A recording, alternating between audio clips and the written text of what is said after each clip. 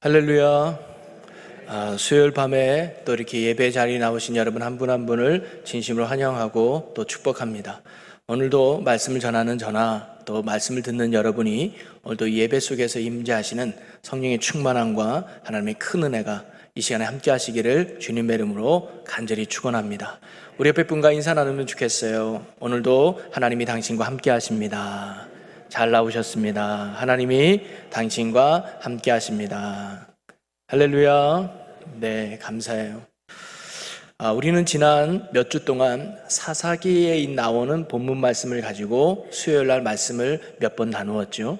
여러분, 사사 시대는 이스라엘 백성들에게 있어서 가장 어두웠던 시대, 가장 힘들었던 시대, 암흑기와 같은 시대가 사사 시대라고 말씀드렸어요. 거의 350년 동안 이스라엘 백성들이 쉴만 하면 이 민족 쳐들어와서 고생당하고, 또 끝나면 또 저쪽 민족 쳐들어와서 이리 지고 저리 치여가지고 정말로 피곤하고 힘들고 고통의 나날을 보냈던 시대가 바로 사사 시대였습니다.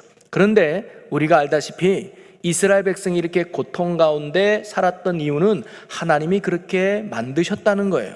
그러면 하나님이 왜 이스라엘 백성들이 그렇게 고통 가운데 살도록 내버려 두셨을까? 그들이 하나님을 잊고 살았기 때문입니다. 사사기 마지막 장 마지막 절에는 이렇게 기록하고 있어요. 그때에 이스라엘에 왕이 없으므로 사람이 각기 자기의 소견에 옳은 대로 행하였더라. 왜 이스라엘 백성들이 이렇게 하나님 앞에 범죄할 수밖에 없었을까? 왜 이스라엘 백성들이 이렇게 하나님 앞에 죄악 가운데 살아갈 수밖에 없었을까? 그들에게 왕이 없었다는 거예요. 여러분, 사실 이스라엘 백성은 누가 왕인 나라예요? 하나님이 왕인 나라예요. 하나님의 백성이 바로 이스라엘 백성 아닙니까? 여러분, 하나님이 왕이 된다는 말은 무슨 말이에요? 하나님이 통치하신다는 거예요. 하나님이 다스린다는 거 아닙니까? 그러면 이스라엘 백성들이 하나님을 왕으로 섬긴다, 이 말은 뭐냐면 우리는 말씀대로 살겠습니다, 하나님의 말씀대로 우리가 살아가야 합니다라는 신앙 고백이 하나님을 왕으로 섬기는 의미예요. 그런데 이스라엘 백성들이 하나님을 왕으로 지금 섬기지 않고 있다는 거예요. 이 말은 뭐냐면 하나님의 말씀을 들으려고도 안 하고, 하나님의 말씀을 따르려고도 안 하고, 하나님을 의지하려고도 하지 않는 그들의 불신앙의 모습을 바로 이 한 문장으로 표현해 주고 있는 것이죠. 자, 그렇다면 이스라엘 백성들이 이렇게 영적 타락을 가져왔던, 하나님을 잊어버렸던 이유는 어디 있었을까? 바로 신앙 계승에 실패했기 때문이라고 말씀드렸죠. 즉, 모세 시대만 해도 괜찮았는데, 여호수아 시대만 해도 괜찮았는데, 이스라엘 백성들이 가나안 땅에 정복하면서 점점 하나님에 대해서 잊어갔던 이유는 뭐냐면 하나님의 말씀을 가르치는 신앙 계승이 그들에게 잃어버렸기 때문입니다. 부모 세대는 그들에게 말씀을 전하려고도 안 하고, 말씀을 가르치려고도 안 하고, 말씀의 본이 되려고도 하지 않았고, 또 자녀 세대는 하나님에 대해서 알려고도 하지 않고 오히려 가나안 땅에 잘 정착하고 잘 먹고 잘 사는 여기에만 안주하고 초점을 맞췄던 게 자녀 세대였던 것이죠. 그래서 그들은 뭐예요? 마지막 절의 말씀처럼 자신들의 소견대로, 즉 자신들의 옳은 대로, 자신들의 생각대로, 자신들의 마음 먹는 대로 살아가는 거예요. 그러다 보니 죄를 죄로 여기지 않고 타락을 타락으로 여기지 않으며 하나님 앞에 엉뚱한 잘못된 일들을 이스라엘 백성들이 하게 되는 것이죠. 그러면서 이스라엘 백성들이 이렇게 하나님 앞에 타락하고 범죄했다는 것을 보여주는 사사기에 나타나는 두 가지 사건이 있습니다. 그 사건이 이스라엘이 얼마나 당시에 타락했는가를 보여주는 가장 중요한 사건인데, 하나가 미가의 신상 사건이고 하나는 레위 첩 사건입니다. 자, 미가 신상 사건은 뭐냐면 그들이 종교적으로 얼마나 타락했는가를 보여주는 사건이거든요. 사사기 17장에 나옵니다. 17장에 보면 미가라는 사람이 있는데 그 사람이 자기 집에다가 하나님이라는 이름으로 신상을 만들어놔요. 그래서 그 하나님께 복을 받기를 원해요. 그런데 뭐가 없어요? 제사장이 없는 거예요. 그래서 이제는 제사장만 있으면 내가 하나님께 복을 받을 수 있을 텐데라고 생각하는 그때에 레위 사람이 마침 그 마을을 지나가다가 그 집에 들리게 됩니다. 그래서 당신은 어디서 왔어? 하니까 나는 유대 땅에서 베들레헴에서 온 레위 출신의 사람입니다. 당신 레위인이요? 그렇소. 그러면 우리 집에 머물면서 내가 월급을 줄 테니까 우리 가정의 제사장이 되어주시오라고 부탁하는 거예요. 그러니까 마치 먹고 살기 힘들었던 레위 사람은 좋소, 내가 그럼 이 가정의 제사장이 되어주겠소 라고 하면서 그 가정의 돈을 받고 제사장 역할을 감당하는 거예요. 그러면서 미가가 이렇게 고백을 해요. 사사기 17장 13절에 보면 이에 미가가 이르되 레위인이 내 제사장이 되었으니 이제 여호와께서 내게 복 주실 줄을 아노라 하니라. 이제 모든 게 완벽하게 갖춰졌어. 이제 하나님이 내게 복 주는 일만 남았어 라는 신앙의 고백을 지금 미가가 하고 있는 거예요.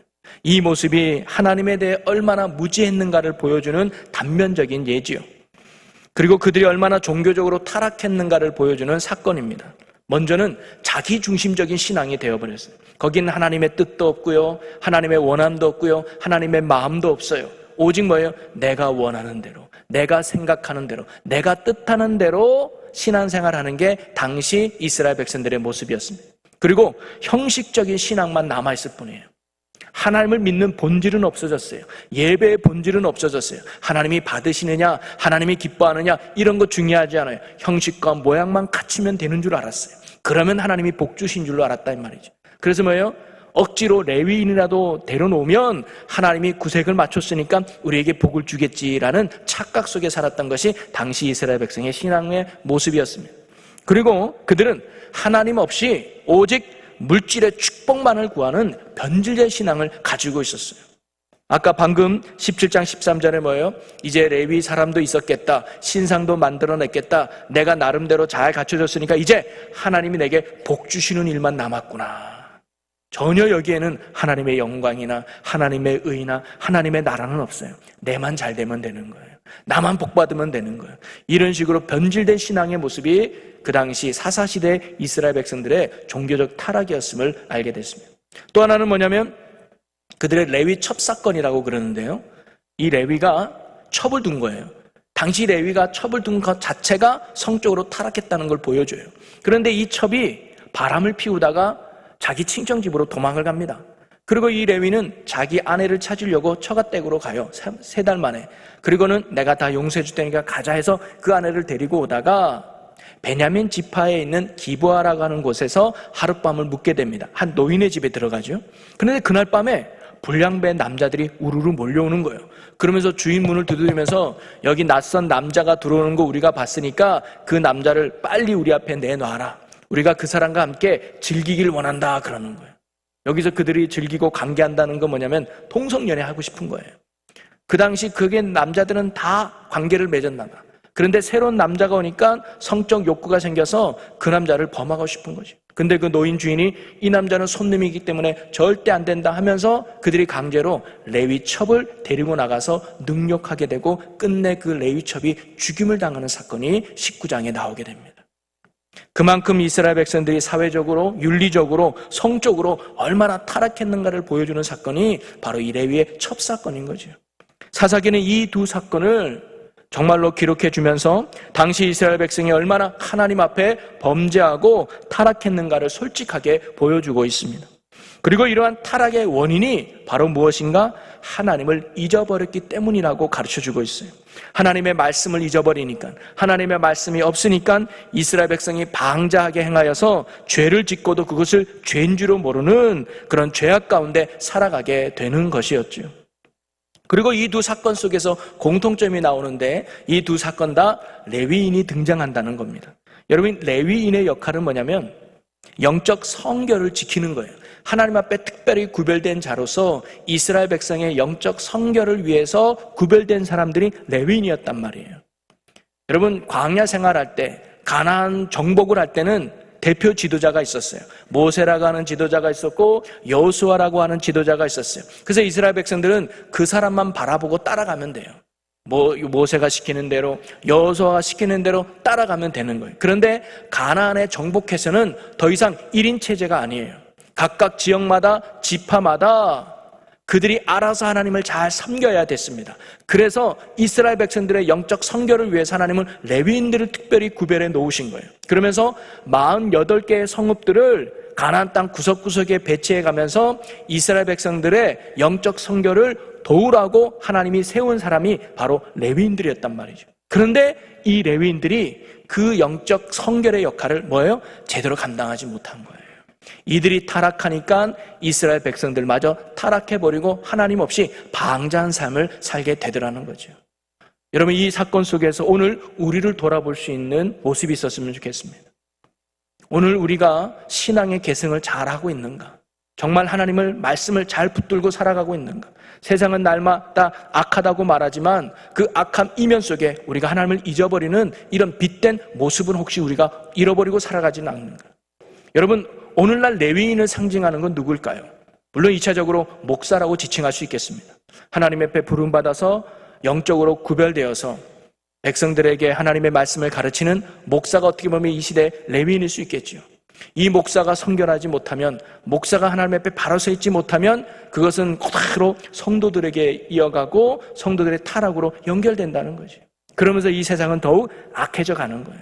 여러분, 부족하지만 여러분 목사님들 위해서 많이 기도해 주시기를 바라겠어요. 그래서 목사님들이 더 깨어나고 목사님들이 바로 서야 그 말씀과 그 흐름이 성도들까지 이어지고 하나님 앞에 신실한 믿음의 백성이 되는 거죠. 그리고 또 다른 의미의 레위인은 누구냐면 오늘날 예수 믿고 구원받아 성결함으로 구별된 성도들이 오늘날 레위인들이에요. 그래서 이 땅에 빛과 소금의 사명을 감당하면서 하나님의 거룩함을 보여주고 그리고 하나님의 성결함을 나타내야 될 그런 사명이 구원받은 우리들에게 있단 말이죠. 그런데 우리가 그 사명을 감당하지 못하면 세상은 더욱 악해져 가고 세상은 더욱 어두워져 간다는 말씀이죠. 여러분, 우리가 늘 명심하고 분명해야 될 것은 뭐냐면 세상이 점점 악해져 가는 이유는 악인들이 많아서가 아니라 바로 의인들이 점점 사라져가기 때문임을 우리는 기억해야 합니다. 소돔과 고모라가 멸망당한 이유는 절대 악인이 많아서가 아니에요. 의인 10명이 없어서 멸망당했다는 사실을 우리는 분명히 기억해야 합니다. 그것은 뭐냐면 오늘도 하나님이 원하는 의인이 있다면, 하나님이 기뻐하는 믿음의 사람이 있다면 그 사람 때문에 하나님이 뭐예요? 가정을 붙드시고 나라를 붙드시고 이민족을 붙들어 주는 거예요. 악인이 많아서 이 나라 이민족이 망하는 것이 아니라 하나님이 찾으시는 의인이 없을 때 이 나라가 망한다는 사실을 알고 오늘 저와 또 여러분이 또 우리 충주제일교회가 언제나 하나님이 원하시고 찾으시는 이 시대에 의인되는 교회, 의인되는 성도가 되시기를 주님의 이름으로 간절히 축원합니다. 그래서 세상이 날로 악해져 간다 할지라도 악해져가는 세상을 두려워할 것이 아니라 하나님의 능력과 구원하심을 바라보면서 더욱 하나님 앞에 바로 선 믿음의 사람이 될 수 있도록 날마다 말씀과 기도로 깨어있는 삶을 사시고 성령 충만함으로 살아갈 수 있는 저와 여러분이 되시기를 주님의 이름으로 간절히 축원합니다. 우리가 하나님이 원하는 믿음의 사람으로 견고하게 설 때 우리를 통해서 하나님이 이 나라 또 여러분의 가정을 하나님의 구원의 손으로 온전히 붙드실 줄로 믿습니다.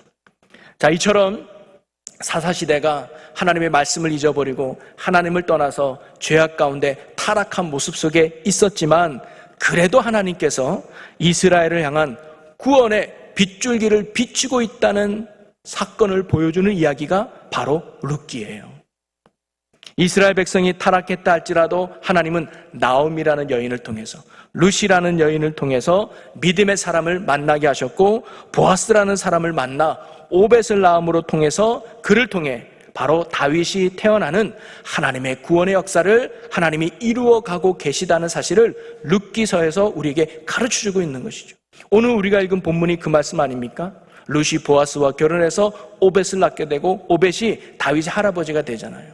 그래서 이 가정을 통해서 그렇게 타락했던 이스라엘 민족이라 할지라도 하나님의 구원의 역사가 진행되고 있다는 사실을 보여주고 있는 거예요. 이것은 무엇을 말하느냐? 이스라엘 백성은 하나님을 잊어버리고 하나님을 멀리했다 할지라도 하나님은 결코 이스라엘 백성을 잊지 않으시고 그들에게 약속했던 구원의 일들을 하나님이 묵묵히 해나가고 계시다는 사실을 우리에게 가르쳐주고 있는 겁니다. 한번 구원받은 자녀는 영원한 하나님의 자녀인 줄로 믿으시기를 바랍니다. 누가복음 18장에 집 나간 둘째 아들이 있는데 그가 집에 있든지 집 나가 있든지 성공한 아들인지 실패한 아들인지 아버지의 자랑이 되든 아버지 얼굴에 먹칠하든 아버지에게 있어서 이 둘째 아들은 언제나 아들이었다는 사실이죠. 마찬가지로 이스라엘 백성들이 비록 종교적으로 타락하고 사회적으로 타락했을지라도 그들은 하나님이 선택한 백성이며 그러기에 여전히 하나님은 그들을 향한 구원의 약속을 신실하게 이루어가고 있다는 것이 오늘 룻기를 통해 우리에게 가르쳐주는 말씀이라는 거예요. 여러분, 오늘 우리를 향한 아버지의 사랑도 동일한 줄로 믿으시기를 바랍니다. 우리에게 어떠한 부족함과 연약함 속에 있다 할지라도 우리를 향한 아버지의 사랑, 우리를 향한 하나님의 구원의 손길은 지금도 변함이 없다는 사실이죠. 우리도 가끔 이스라엘 백성들과 같이 하나님의 그 구원과 은혜의 손을 놓쳐버리고 세상의 손을 붙잡는 불신앙의 모습으로 우리도 빠질 때가 있죠. 그래도 하나님은 언제나 내 손을 굳게 잡고 계시며 나를 향한 사랑과 구원의 시선을 놓지 않고 계심을 여러분 믿으시기를 바랍니다. 우리가 이러한 하나님의 변하지 않는 구원의 손길을 다시 깨닫고 그 구원의 손길을 굳게 붙잡을 때 그 안에서 우리의 삶에 또 다른 진정한 회복의 은혜와 구원의 열매가 맺어진다는 거죠. 그것을 보여주는 이야기가 바로 이 룻기의 말씀인 것입니다. 오늘 말씀의 제목이 나오미가 받은 은혜라는 제목이죠. 나오미가 받은 은혜가 뭐예요? 오늘 우리가 본문 말씀처럼 뭐예요? 구원의 열매를 맛본 거예요. 절대로 구원받지 못할 것 같던 이 사사시대 이스라엘 백성들 속에서도 하나님은 나오미를 통해 구원을 이루어 갔다는 거예요. 나오미의 가정을 회복시켰다는 것이죠. 그러면서 저는 나오미가 이렇게 구원의 은혜를 회복할 수 있었던 과정을 살펴보면서 우리가 은혜 받고 도전받는 이 시간이 되었으면 좋겠습니다. 한마디로 말하면 하나님의 구원의 손길은 언제나 이스라엘 백성을 향하고 있었지만 그 손길들을 이스라엘 백성들이 다 뿌리치고 있을 때 나오미가 그 손을 붙잡은 거죠. 룻이 바로 그 구원의 손길을 붙잡은 거예요. 그 믿음을 통해 나오미의 가정이 회복되고 구원의 역사가 계속 이어질 수 있었던 것입니다. 자, 먼저 나오미의 이야기 속으로 한번 들어가 보면 그는 베들레헴에서 한 남편과 두 아들을 데리고 살고 있었어요. 그런데 베들레헴에 큰 흉년이 들었다고 나옵니다. 그래서 더 이상 먹고 살기가 힘들어지자 그들은 모압 땅으로 이사를 갑니다. 오늘 2주를 하는 것이죠. 그런데 우리가 보기에는 단순한 이사 같지만 거기에는 아주 중요한 영적 의미가 담겨져 있습니다. 즉 이스라엘 백성들이 있어야 될 가나안 땅을 벗어났다는 의미는 뭐냐면 하나님의 약속을 저버리는 불신앙의 행위와 똑같은 거예요. 자, 우리 아브라함의 이야기를 한번 볼까요? 아브라함이 하나님의 축복의 약속을 받아들이고 가나안 땅에 왔습니다. 그런데 가나안 땅에 큰 흉년을 들자 아브라함이 어디로 내려가요? 애굽으로 내려가요. 하나님이 약속한 땅은 가나안이었어요.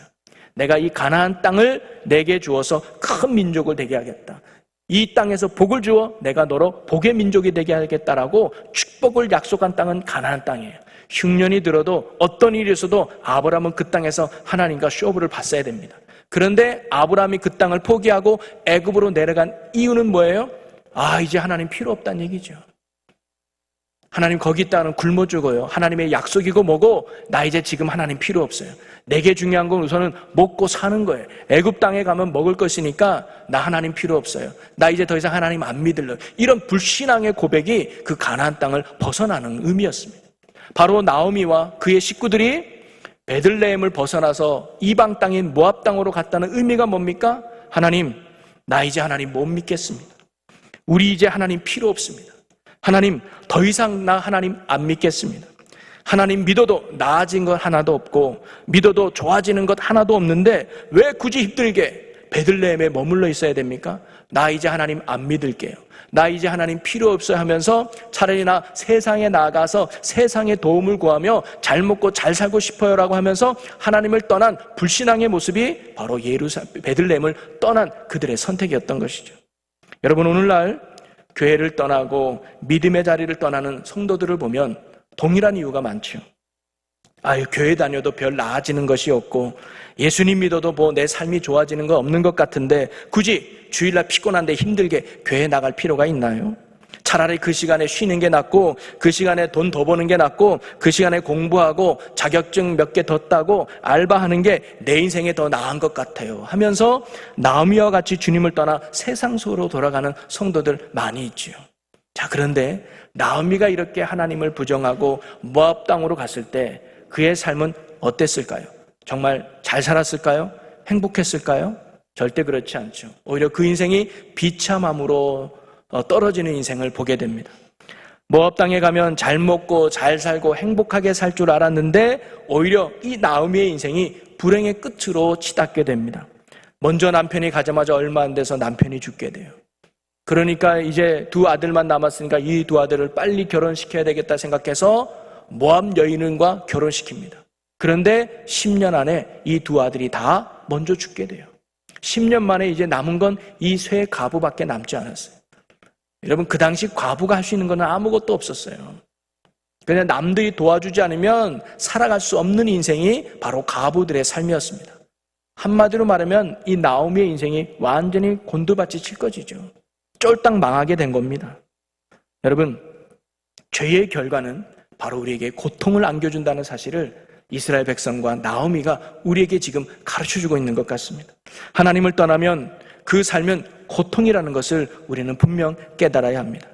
여러분, 사람들이 고통당하는 이유가 뭡니까? 불행한 이유가 뭡니까? 돈이 없어서도 아니고 빽이 없어서도 아니고 똑똑하지 못해서도 아니고 몸이 약해서도 아니라 하나님을 떠났기 때문에 우리의 삶에 고통이 찾아오는 겁니다. 하나님 없이 사는 인생이 좌절과 절망과 고통의 삶으로 나아가게 되는 것이죠. 여러분, 둘째 아들이 아버지를 떠나서 먼 도시로 나갔습니다. 그런데 그 결과가 어떻게 했습니까? 둘째 아들도 비참한 결과를 맞이하게 되죠. 돈은 다 떨어졌습니다. 늘 함께 있던 사람들을 다 떠나서 누구도 자기를 도와주지 않은 외로움에 빠지게 되죠. 그래서 지낼 곳이 없어서 돼지 우리에서 지내게 되고 먹을 것이 없어서 돼지들이 먹는 쥐염염을 먹으며 하루하루 살아가야 될 비참한 인생으로 이 둘째 아들이 놓이게 되지 않습니까? 여러분, 그런데 이 둘째 아들이 이러한 고통의 삶으로 빠지게 된 근본적인 원인이 어디 있었을까요? 돈이 떨어졌을까요? 친구들이 나빴을까요? 아니에요. 근본적인 원인은 아버지 품을 떠났기 때문입니다. 둘째 아들은 아버지를 떠나면 더 잘 살 줄 알았어요. 아버지를 떠나면 더 행복하게 살 줄 알았습니다. 그런데 그가 그 둘째 아들의 착각이었습니다. 여러분, 나오미도 예루살렘을 떠나면 더 잘 살 줄 알았어요. 하나님을 떠나면 더 행복하게 살 줄 알았어요. 그래도 이거보다 낫겠지라는 마음으로 출발하고 떠났지만 그 인생은 착각이었던 것이죠. 하나님을 떠나면 오히려 그 결과는 고통이라는 것을 오늘 나오미가 그리고 이스라엘 백성이 우리에게 가르쳐주고 있습니다. 여러분, 믿음의 자리를 지킨다는 거, 믿음의 삶을 살아간다는 거, 때로 힘들고 때로는 어려운 거 맞죠. 그러나 여러분, 어떤 힘듦과 어려움이 찾아온다 할지라도 결코 하나님을 떠나지 않기를 주님의 이름으로 간절히 축원합니다. 하나님 안에 진정한 행복이 있고 하나님 안에 진정한 구원이 있고 하나님 안에 진정한 승리가 있기 때문이죠. 여러분, 연 날려 보셨습니까? 연? 저는 설날만 되면 꼭 연을 날려요. 지금 제 사무실에도 연이 하나 있어요. 연 날리는 게 재미있어서 연을 날리는데 막 깊게 날아가죠. 근데 이 연이 하늘 높이 날다가 이 줄이 너무 답답한 거야. 야, 이 줄만 없으면 내가 더 높이 날아가고 이 줄만 없으면 내가 더 멀리 날아갈 것 같은데 라는 생각에 이 줄을 연이 딱 끊어버리면 그때부터 연은 어떻게 되는 거예요? 힘없이 그냥 줄줄줄줄 떨어지죠. 이 줄이 자기에게는 불편한 것 같고 자기를 억압하는 것 같이 느껴질지라도 이 연은 뭐예요? 이 줄 때문에 날아가는 거 아니겠습니까? 이 줄 때문에 더 높은 곳으로 올라갈 수 있잖아요. 여러분, 우리의 신앙도 마찬가지예요.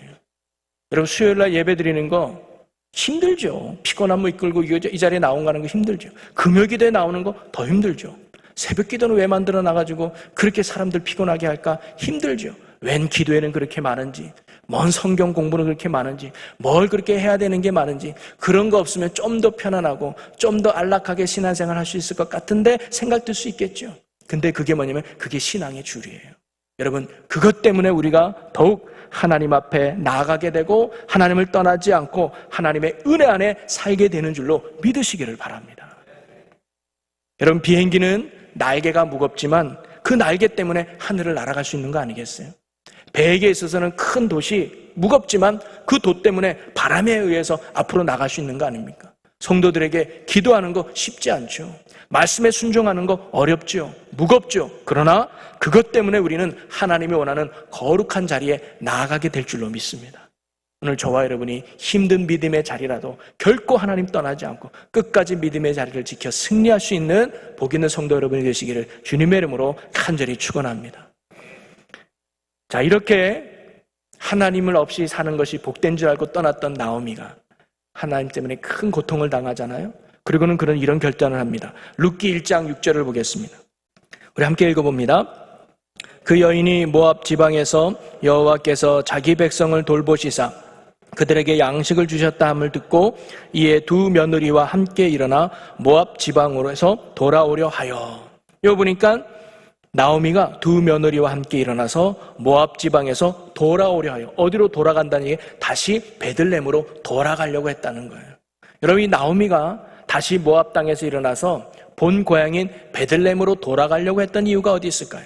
오늘 본문에는 이렇게 말해요. 여호와께서 자기 백성을 돌보시사 그들에게 양식을 주셨다 함을 듣고. 이제 베들레헴의 흉년이 끝났다는 거예요. 이제 베들레헴에도 하나님이 은혜를 줘서 그 땅에서 먹고 살만한 땅이 됐다는 소식을 들은 거예요. 그러면 나오미는 아이고 여기 있는 것보다 거기 가면 그래도 먹고 살 수 있겠구나 하면서 단순히 식량만을 바라보고 그가 베들레헴으로 돌아가려고 했을까요? 아니에요. 더 근본적인 이유가 있습니다. 자, 룻기 1장 13절을 한번 보겠습니다. 같이 읽어볼까요?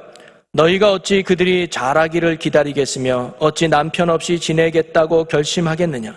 내 딸들아, 그렇지 아니하리라. 여호와의 손이 나를 치셨으므로 나는 너희로 말미암아 더욱 마음이 아프도다 하매. 저를 이게 색깔로 칠했지만 여호와의 손이 나를 치셨도다라고 고백해요. 또 1장 20절 말씀입니다.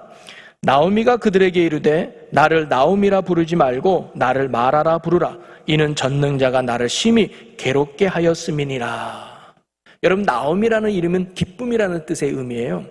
그런데 지금 나오미의 상황을 보면 전혀 기쁜 상황이 아니에요. 남편은 죽었지요. 두 아들도 죽었죠. 남은 거라고는 아무것도 없는 쫄딱 망한 나오미가 무슨 기쁨이 있겠어요. 그래서 며느리한테 말하기를 나를 나오미라고 말하지 마. 차라리 나를 마라라고 불러. 마라가 뭐예요? 고통이라는 의미거든요. 쓴물 아닙니까? 그래서 차라리 내 인생은 고통스러워 마라라고 불러라고 나오미가 말하고 있어요. 그러면 이 나오미가 내 인생에 이렇게 고통과 아픔이 있는 이유가 무엇이냐? 재수가 없어서 남편이 죽고 운이 없어서 두 아들이 죽은 게 아니라 하나님이 그렇게 하셨다는 고백이 나와요. 하나님이 나를 치셨다. 하나님이 나를 심히 괴롭게 했다라고 지금 뭐예요? 나오미가 고백하고 있는 것이죠. 이건 무엇을 의미하느냐? 바로 내가 당한 이 고난은 하나님이 나를 깨닫게 하시려고 나를 징계하신 것이라는 신앙 고백을 지금 나오미가 하고 있는 거예요. 아, 내가 예루살렘을 떠나지 말았어야 되는데, 내가 하나님의 품을 벗어나지 말았어야 했는데, 내가 먹고 사는 것보다 하나님을 더욱 중시 여겼어야 되는데 내가 하나님 앞에 죄를 지었구나. 내가 하나님을 떠났기 때문에, 내가 하나님을 멀리했기 때문에, 내가 하나님의 약속의 땅을 벗어났기 때문에 하나님이 나를 이렇게 치셨구나. 하나님이 나를 이렇게 괴롭게 하셨구나라고 자기의 죄를 뭐예요? 회개하고 있는 거예요. 바로 나오미가 다시 베들레헴으로 돌아가려고 했던 이유는 그걸 뭘 의미하느냐? 바로 나오미의 회개를 말하고 있는 것입니다. 하나님, 나 다시 하나님께로 돌아가겠습니다. 나 다시 하나님 품으로 돌아가겠습니다. 하나님 안에 있는 것이 진정한 생명이요, 하나님 안에 있는 것이 진정한 구원임을 제가 잊고 살았습니다. 나 다시 하나님께로 돌아가겠습니다. 베들레헴이 혹 다시 흉년이 든다 할지라도 나 하나님 떠나지 않겠습니다. 하나님만이 나의 구원자요, 하나님만이 나의 생명입니다라는 철저한 회개가 바로 나오미에게 일어났던 것이죠. 나오미에게 있어 고난은 오히려 하나님께로 돌아갈 수 있는 은혜의 기회가 되었던 것이죠. 여러분, 다시 한번 집 떠난 둘째 아들의 이야기를 한번 생각해 보면 그가 아버지의 품으로 돌아올 수 있었던 이유는 어디 있었을까요? 그가 쫄딱 망했기 때문입니다. 그가 만약에 망하지 않았다면, 실패하지 않았다면 그는 아버지께 돌아오지도 않고 돌아갈 생각조차 하지 않았을 거예요. 어떻게 보면 나오미 또한 남편이 죽지 않았다면, 두 아들이 죽지 않았다면, 이런 고통의 자리로 가지 않았다면 다윗을 낳을 수 있는 축복과 구원의 열매를 맛보지 못했을 거예요.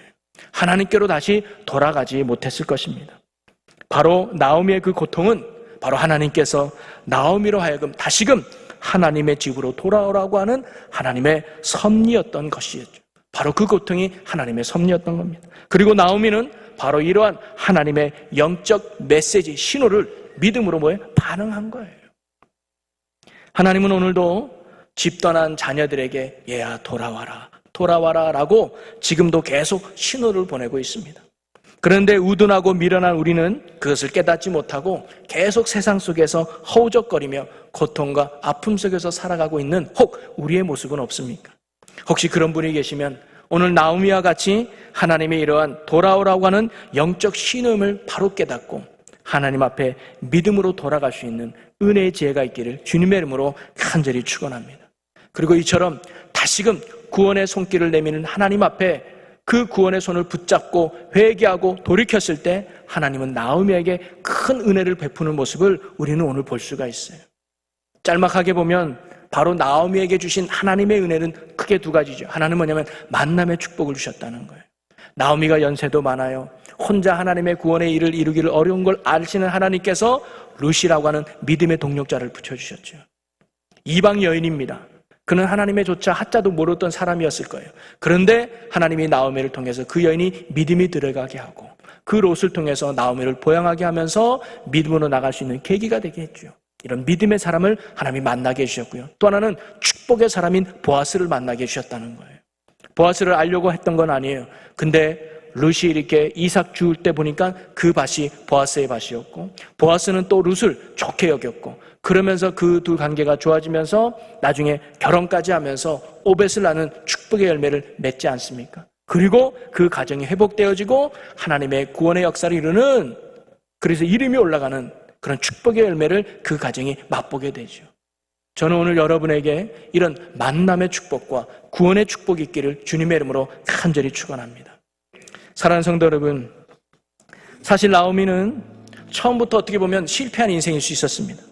그러나 그 실패 속에서 그는 다시 하나님을 발견하고 하나님을 붙들었다는 게 중요합니다. 그게 은혜요, 그게 복인 것이죠. 그는 인생의 실패와 고통은 바로 하나님을 떠난 결과라고 바로 깨달았습니다. 그리고 그는 다시 그의 삶의 자리를 하나님이 계신 곳으로 당당하게 옮겼습니다. 하나님의 은혜와 역사는 바로 그 믿음에서부터 출발된다는 사실이죠. 우리도 이스라엘 백성들처럼 때론 나오미처럼 하나님의 손을 놓쳐버리고 세상의 손을 붙잡는 불신앙의 모습 보일 수 있습니다. 영적으로 실수할 수 있습니다. 그래서 그 결과 내 삶의 고통과 아픔이 찾아올 수도 있습니다. 여러분, 그렇지만 하나님은 그 순간에도 우리를 붙들고 있다는 사실을 여러분 잊지 마십시오. 그리고 그 순간에도 하나님은 우리를 향한 사랑과 구원의 시선을 계속 비추고 있다는 사실을 여러분 잊지 마십시오. 하나님은 지금도 우리가 돌이키기를 원하십니다. 바라보기를 원하십니다. 하나님이 내미신 이 구원의 손을 주님이 우리를 붙들기를 원하십니다. 우리가 이러한 하나님의 구원의 손길을 다시금 붙들되 하나님께서 우리의 삶을 회복시켜 주실 것이고 우리의 가정을 회복시켜 주실 것이고 그리고 이 민족을 회복시켜 주실 줄로 믿습니다. 우리 이 시간 함께 기도했으면 좋겠습니다. 오늘 말씀을 나누면서 여러분 어떤 생각이 들었고 또 무엇을 깨닫고 또 무엇이 성령께서 여러분 마음에 책망케 하셨습니까? 혹시 책망케 하신 것이 있다면 회개하라는 성령의 음성이시고 뭔가 새롭게 결단한 것이 있다면 하나님이 그 말씀대로 살려고 하시는 성령의 음성일 수 있습니다. 혹시 우리가 하나님을 떠난 나오미처럼 이스라엘 백성처럼 하나님을 떠나 있는 모습은 없습니까? 혹시 그런 것이 있다면 오늘 주님, 우리가 다시 나오미와 룻과 같이 하나님의 품으로 온전히 돌아가게 하여 주시옵소서. 하나님만이 유일한 나의 구원자가 되심을 믿고 한눈 팔지 않고 오직 주님만을 의지하며 따르는 믿음의 삶을 주님 살아가게 하여 주시옵소서.